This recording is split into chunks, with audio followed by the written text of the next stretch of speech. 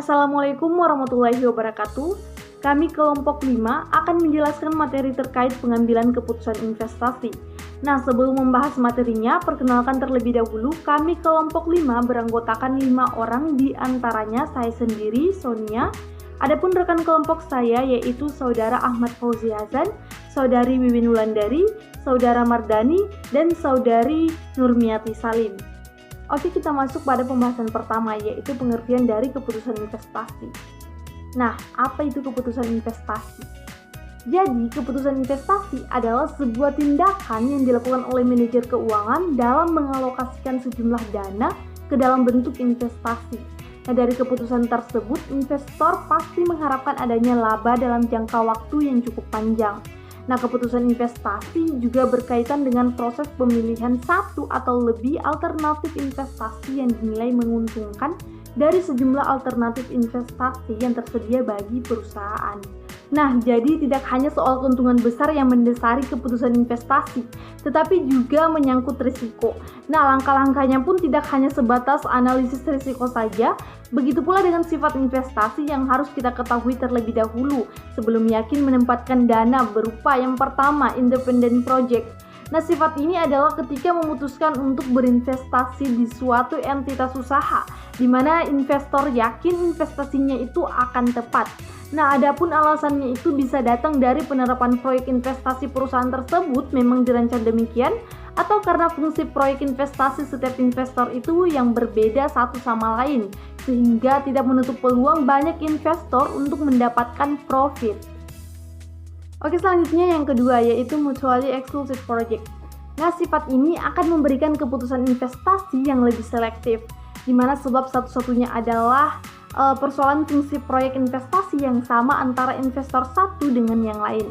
Nah, jika kita mengincar suatu entitas usaha untuk berinvestasi, pastikan dana alokasi investasi yang kita miliki itu kuat agar peluang untuk diterima semakin besar. Bismillahirrahmanirrahim.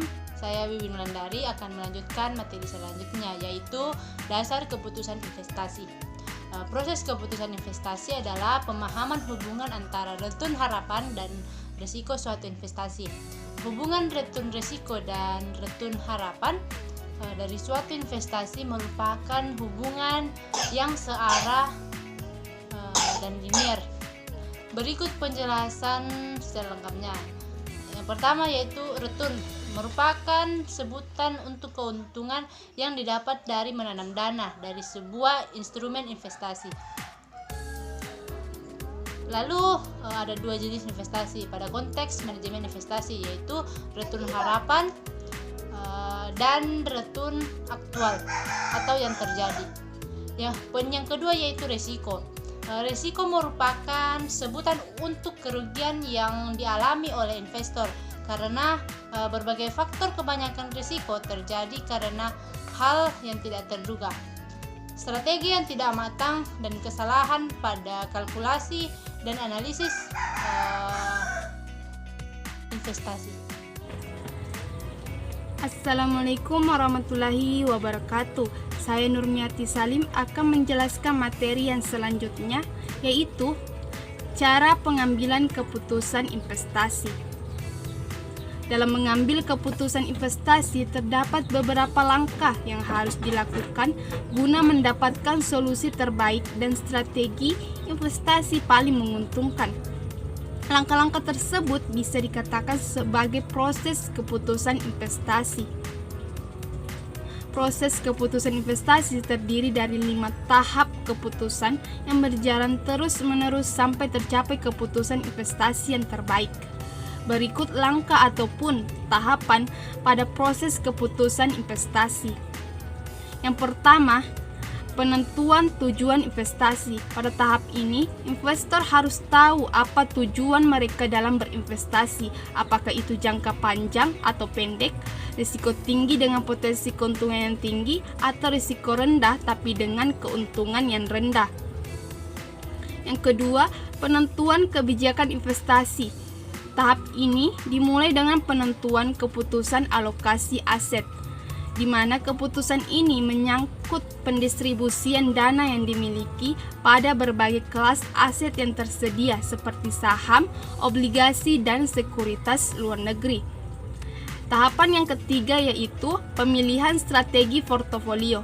Ada 2 strategi portofolio yang bisa dipilih, yaitu strategi portofolio aktif yang meliputi kegiatan penggunaan informasi yang tersedia dan teknik-teknik peramalan secara aktif untuk mencari kombinasi portofolio yang lebih baik.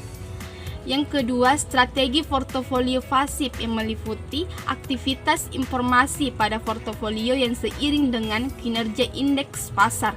Adapun tahapan yang keempat yaitu pemilihan aset. Tujuan dari tahap ini adalah untuk mencari kombinasi portofolio yang efisien, yaitu portofolio yang menawarkan return diharapkan tertinggi dengan tingkat risiko tertentu, atau sebaliknya menawarkan return diharapkan tertentu dengan tingkat risiko terendah.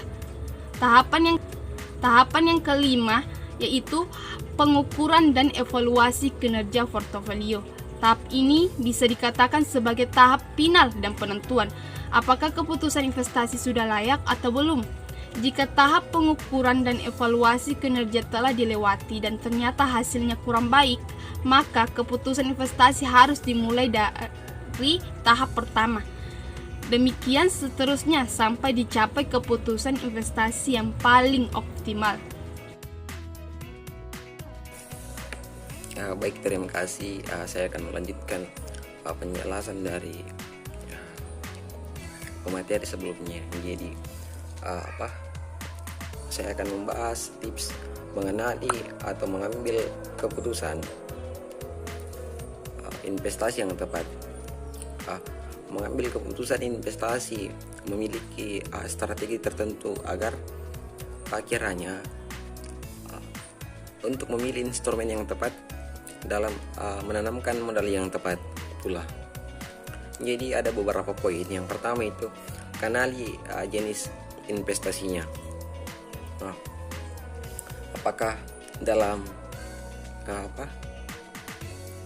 investasi itu kita harus mengenali apakah investasi kita ini jangka pendek, menengah, ataukah itu jangka panjang. Kayak misalnya menengah itu 3 tahun sampai mungkin 8 tahun, jangka panjang itu 10 tahun ke atas, dan jangka pendek itu boleh jadi kurang dari setahun atau pas dari setahun. Yang kedua, tentukan tujuan kebijakannya. Jadi investasi juga perlu melihat daripada tujuannya ataukah kebijakan daripada setiap investasi tersebut. Yang dimaksud kebijakan dari investasi ataukah tujuannya, apakah dia bertujuan untuk mengurangi pengangguran yang ada di Indonesia, ataukah memperbaiki daripada perekonomian masyarakat setempat, atau seperti apa.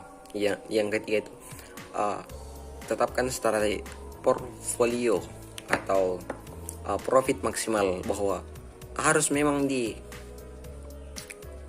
tetapkan bahwa profitnya seperti apa, profit maksimalnya itu berapa. Jadi saya Ahmad Fauzi Hasan akan melanjutkan presentasi dari Mardani. Saya akan melanjutkan tips mengambil keputusan investasi yang tepat. Nah, yang keempat, melakukan diversifikasi. Yang kelima, menghitung tingkat keuntungan dan risiko. Yang keenam, tentukan jangka waktu investasi. Yang ketujuh, mengenali karakter diri sendiri sebagai investor. Dan yang kedelapan, evaluasi kinerja portofolio. Nah, mungkin itu adalah pemaparan materi dari kelompok kami. Kurang lebihnya mohon dimaafkan.